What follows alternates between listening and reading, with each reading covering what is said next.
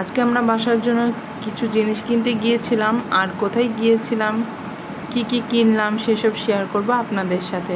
So আজকে আমি চলে গিয়েছিলাম মোহাম্মদপুর স্মার্ট হ্যান্ডিক্রাফটের শোরুমে। হ্যালো এভরিওয়ান, কেমন আছেন সবাই? আমি বাসার জন্য মূলত কিছু জিনিস কিনতে আসছি এখানে। বাহিরে থেকে দেখলে দোকানটা অনেক ছোট মনে হলেও ভেতরে কিন্তু বেশ বড় একটা দোকান। প্রথমে ঢুকতেই অনেক সুন্দর সুন্দর কিছু মিরর দেখতে পাবেন, আর শোপিসগুলো অনেক সুন্দর এখানে সাজানো গোছানো। দোকানের ভিতরে ঢুকলেই মনে হয় কিছু না কিছু কিনে ফেলি। ঘর সাজাতে আমরা ভীষণ পছন্দ করি, বিশেষ করে আমরা মেয়েরা। আমাদের স্বপ্ন থাকে একটা সুন্দর ঘর।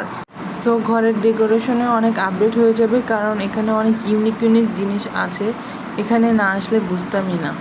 তারপর আমি এখানে আর্টিফিশিয়াল কিছু ফ্লাওয়ার্স দেখলাম। এগুলো দিয়ে ঘর সাজালে দেখতেও অনেক সুন্দর লাগে আর গোছালো লাগে।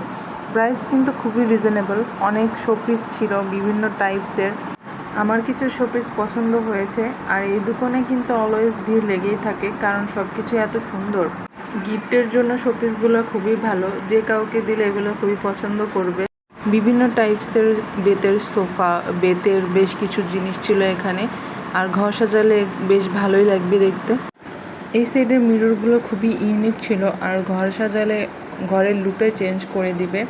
ঘর সাজানোর জন্য বিভিন্ন টাইপসের বিভিন্ন ধরনের জিনিস পেয়ে যাবেন। আসলে কি নাই এই দোকানে, সব কিছুই আছে। কথায় আছে না, একের মধ্যে সব, সেরকম একটা দোকান এটা। এই মশলাদানি দেখতে খুবই কিউট লাগছিল। এখানে বিভিন্ন টাইপসের জুয়েলারিস, মাটির হাঁড়ি পাতিল, প্লেট, কাপ, আরও বিভিন্ন টাইপের অনেক জিনিস পাওয়া যায়। এখানে আর্টিফিশিয়াল গাছগুলো দেখে মনে হচ্ছে একদম জীবন্ত গাছ। এই ফ্লাওয়ারটা আমার কাছে খুবই কিউট লেগেছে। সুন্দর না এটা, বলেন তো আপনারা? এখানে মাটির তৈরি বেশ কিছু ফুলের টব, শোপিস ছিল। এখানকার দোলনাগুলো বেশ সুন্দর আর অনেক reasonable. So many designs, finishing, colour combination এত সুন্দর ছিল, চোখ সরানোই যায় না। And best part is you can also customise it. এই পাশে দেখতে গাছগুলো খুবই সুন্দর লাগতেছিল।